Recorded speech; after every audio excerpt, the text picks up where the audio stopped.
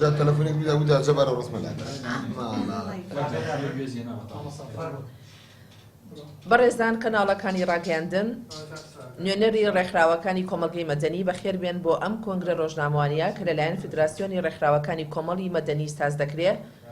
سەبارەت بە درێژکردنەوەی تەمەنی پەرلەمانی کوردستان. بۆ بەڕێزان نوێنەرایەتی نەتەوەیەگرتووەکان، ڕێکخراوە بیانی و نێودەوڵەتیەکان، سەرجەم کونسڵخانەکانی وڵاتان لە هەرێمی کوردستان، پەرلەمانی عێراق و حکوومەتی فیدراڵ، پەرلەمانی کوردستان، حکوومەتی هەرێمی کوردستان، سەرۆکایەتی هەرێمی کوردستان، دوای تێپەڕبوونی 16 ساڵ بەسەر ناشەرعیبوونی ئەنجامانی ئەنجومەنی شارەوانیەکانی هەرێمی کوردستاندا لەبری هەڵبژاردن بەپێی پەیڕەوی ژمارە 2 ساڵی 2021 ئەنجومەنی وەزیران ئەندامەکانیان بە تەعینات دانران. ئەنجومەنی پارێزگاکانی هەرێمی کوردستان لە 24 نۆی 2018ەوە وادەی یاساییان تەواو بووە بۆ کاتێکی نادیار تەمەنیان درێژ کرایەوە. پەرلەمانی کوردستانیش لە ماوەی 4 خولی هەڵبژاردنیدا 7 جار تەمەنی خۆی درێژ کردوێتەوە و بڕیارە ڕۆژی نۆی دەی 2022 پەرلەمان بۆ 8مین جار بە پاساوی ئەوەی نەکەوێتە بۆشایی یاساییەوە دەنگدان لەسەر پەسەندکردنی پێشنیارە یاسای درێژکردنەوەی تەمەنی خولی پێنجەمی پەرلەمانی کوردستان ئەنجام بدا. ئەگەر گەل سەرچاوەی دەسەڵاتەکان بێت و هەڵبژاردن شەرعیەت بداتە دامەزراوەکان کەواتە بە درێژکردنەوەی خۆبەخۆی تەمەنی پەرلەمان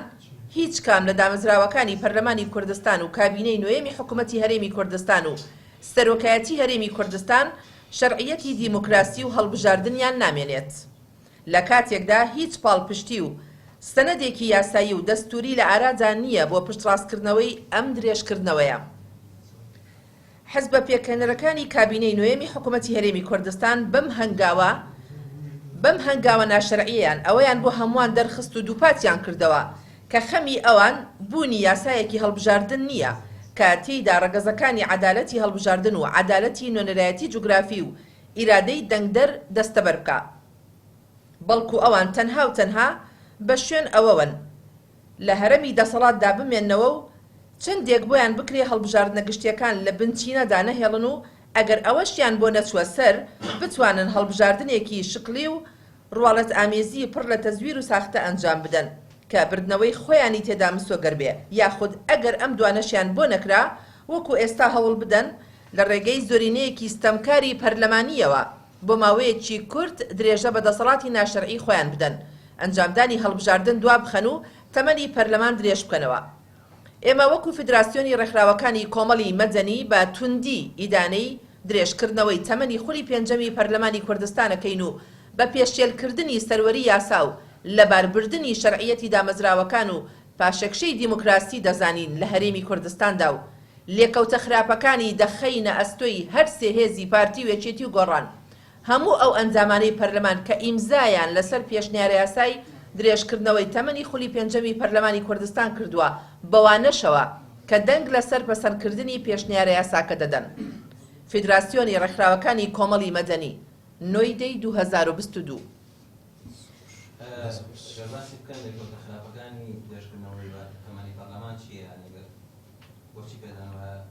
باجارێ باسی ئەوە بکەم لە فیدراسیۆنە ئەو ڕێکخراوانی کە لە فیدراسیۆنە بەعرێک نەبێ. ناوی ڕێکخراوەکانی فیدراسیۆن پەیمانگای کوردی بۆ هەڵبژاردن KIE، سەنتەری پەرەپێدانی دیموکراسی و مافی مرۆڤ DHRD، ڕێکخراوی ماڵی سەرکەوتن بۆ گەشەپێدانی تواناکان، ناوەندی نیشتیمانی بۆ مافی مرۆڤ، ڕێکخراوی ئاران بۆ پەرەپێدانی کلتوری مەدەنی، ڕێکخراوی گەشەپێدانی چالاکی لاوان یادک، ڕێکخراوی چاودێری میدیای کوردی چەمک، ڕێکخراوی هاریکاری یاسایی ژنان وەلا، ئینستیتیوتی پەی بۆ پەروەردە و گەشەپێدان، ڕێکخراوی هەڵوێست، ڕێکخراوی تیمی ئاشتی جواکی CPT، ڕێکخراوی کوردستان بۆ هەمووان بۆ پەرەپێدانی دیموکراسی. سپاس.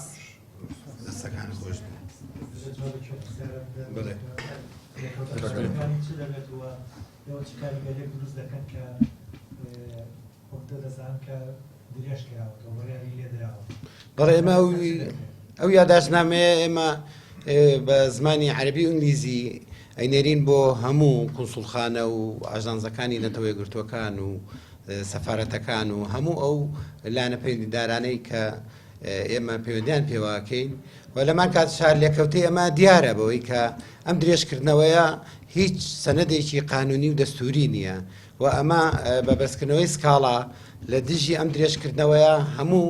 دامەزراوەکانی هەرێمی کوردستان شەرعیتیان نەکرێتە ژێر پرسیارەوە و بینویشمانە کە محکەمەی اتحادی چۆن ئەو کەیسانە ئەتوانرێت بزوڵێنرێ و لە بەرامبەر هەرێمی کوردستاندا بەکاری بێنێتەوە بۆیە ئەم درێژکردنەوەی هەنگاوێکی زۆر مەترسیدارە و جگەل لەوەی کە دەسەڵاتدارانی هەرێمی کوردستان هەست بە وەرپرسیارەتە ناکەن و تەنها و تەنها بیر لە مانەوەی خۆیان و درێژەکردنەوەی دۆخی خۆیانە دەن بەو شێوە خراپەی کە ئێستا هەیە ئەگەر نا هەموارکردنەوەی یاسای هەڵبژاردن بە هیچ شێوەیەک پێویستی بۆ نەبوو کە تەمەنی پەرلەمانی بۆ درێژکردەوە بەڵام ئەمە پێمان وایە ڕێکەوتنێکی ژێربەژێر بوو بۆ ئەوەی کە یاسای هەڵبژاردن بکرێ بە پاساوێک بۆ ئەوەی کە لە نوێیدا درێژی بکەنەوانێ و ئەو دۆخە بێنە ئاراوانە کە دۆخێکی نەخوازراوە و پاشەکشەیەکی زەقا بە پرۆسی دیموکراسی لە هەرێمی کوردستاندا. هیچ یاسایەک نییە، نە پەیڕەوی ناوخۆی پەرلەمان خۆی،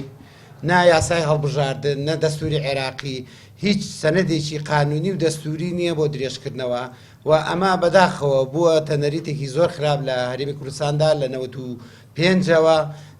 ئەم درێژکردنەوەانە هەیەوە تاکو ئێستاکە ئەمە هەشتمین جارە پەرلەمانی کوردستان خۆی بۆ خۆی تەمەنی خۆی درێژ دەکاتەوە کە ئەمە بەڕاستی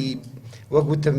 ژێر پێخستنی ئیرادەی دەنگدەرەوە ئەمە یەکێکی ترە لە هۆکارەکانی ساربوونەوەی دەنگدەر لەوەی کە بچێ بۆ هەڵبژاردن دیارە ئەو هێزانەیانەوێت خەڵک نەچێ بۆ دەنگدان بۆ ئەوەی کە ئەوان بە شێوەیەکی خراپتر دوایی لە هەڵبژاردنەکانیان سوودی لەوەگرن بەڵام خەڵکو و هاوڵاتیانی وشیار ئەبێت لەمانە تێبگەن و زیاتر بۆ وەڵامدانەوەی ئەمان تەنها یەک شت زۆر زۆر وەڵامە ئەویشەوەیە کە بچن بۆ دەنگدان لە ڕۆژی دەنگدان و بۆ خولی شەشەم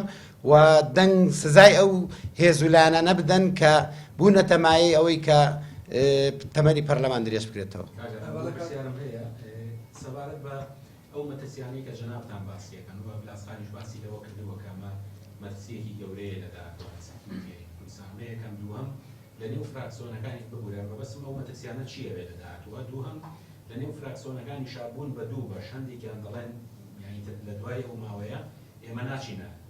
پارلەمان. ئێوە تا چەند ئەم هەنگاوەتان پێ باشە و داوا دەکەن باڵی فراکسیۆنەکانی دیکەش بایکۆتی پەرلەمان بکەن لە پەرلەمانەکانیان یان چۆن؟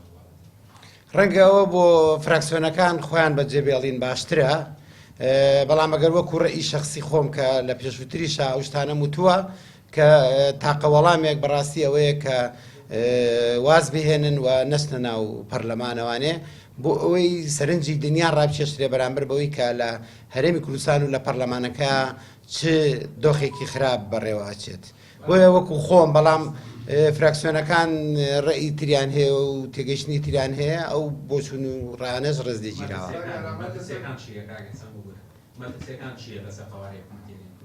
مەترسیەکان ئەوەیە کە سکاڵا لە محکەمەی فیدرالی خراە بەرنامەوانێ و دەرچوو براری بەو شێوە دەرچوو هەموو دام و دەستگا و دامەزراوەکانی هەرێمی کوردستان شەرعیتیان نامێنێت و ئەمە مەترسیە بکە بۆ ئەوەی کە دواتر هەنگاوی تری عەمەلی و عەسکەری بەدوادا بێت بۆ هەرێمی کوردستان. بۆیە ئەمە چارەنووسی هەرێمی کوردستان بە گشتیە خاتە ژێر پرسیار و مەترسیەوە بەڵام بەداخەوە ئەوەی کە پێوترێ نخبەی سیاسی دەسەڵاتدار لە هیچ کاتێک و لە هیچ قۆناغێکە هەستیان بۆ مەترسیان نەکردووە بەڵکو تەنها و تەنها هەڵبژاردنێکی شقلیان ویستووە کە پێمان وایە هەرێمی کوردستان ئەو هەڵبژاردنە شقلەی تێپەڕاندووە بۆیە ئەوان ئەترسن لە هەڵبژاردن و دوایەخەن.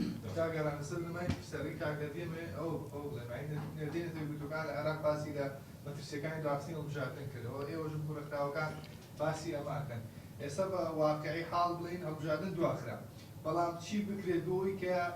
کاتی ئەنجامدانی هەڵبژاردن زۆر درێژ نەکرێتەوە لە زووترین کاتە هەڵبژاردن بکرێت ئێوە پێشنیارتان چییە بۆ ئەو سێلانی کە یاساکەیان پێشنیازە یاساکەیان پەسەند کردوێنێ ئەوەندە نەوەسان کە ڕێی ڕێکخراوەکان وەربگرن ئەگەر ناکرا مادەیەکی تابێ کە پێویستە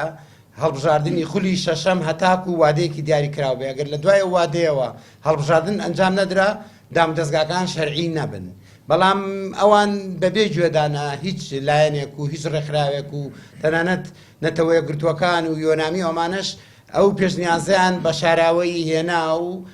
خوێندنەوەی یەکەم و دۆمیان بە خێرایی بۆ کرد و دواتر پەسەندیان کرد کە ئەمە بەڕاستی زۆرینەیەکی ستەمکار لە ناو پەرلەمانە بەو زۆرینەی کە هەیە ئەو پێشنیازەی پەسەند کرد کە لەگەڵ خواستی زۆربەی زۆری هاوڵاتیان و دەنگدەرانی هەرێمی کوردستانان نییە و ناکرێت لە ساڵی 2021 پەرلەمانی کوردستان بەو شێوەیە درێژ بکرێتەوە ئەگەر لە یەکەم درێژکردنەوە کە لە ساڵی 95 بووە شەڕی ناوخۆ یەکێتی و پارتی هەبێ و پاساوێکە بوو بێ خۆێستا نە شەڕی ناوخۆ هەیە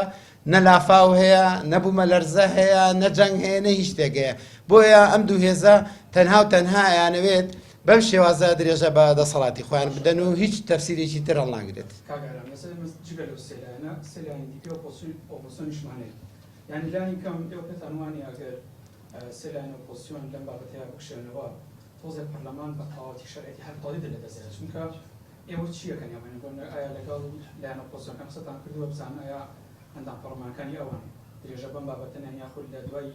شش ينظر بعضنا نشوفهم أو ما تشنو نابولي برلمان لایەنە ئۆپۆزیسیۆنەکان بۆ خۆیان بڕیاردەن لەسەر بەرنامەی خۆیان و هەڵوێستی خۆیان بەڵام ڕەنگە ئێمە لە هێڵە گشتیەکاندا لەگەڵ هەندێک هێزە هاوتەبابین بیرروبۆچوونمان یەک بگرێتەوانێ کە ئەویش لەوایە داخویکردنە لە بەرژەوەندی هاوڵاتیان و مافی دەنگدان ئێمە لەو خاڵانەیە هەر هێزێک داکۆکی و پارێزگاری لە مافی دەنگدان و ئیرادەی دەنگ دەربکە ئێمە لەوێ لەگەڵیانە یەکەگرینەوانێ و ڕخنەشمان بۆ درێژکردنەوەی تەمەنی پەرلەمان هەر دیسانەوە لەوە سەرچاواگرێکە ئەمە پێشێرکردنێکی زەقی ماف و ئیرادەی دەنگ دەرە. دەستێوە خۆش بێ. زۆر سپاس.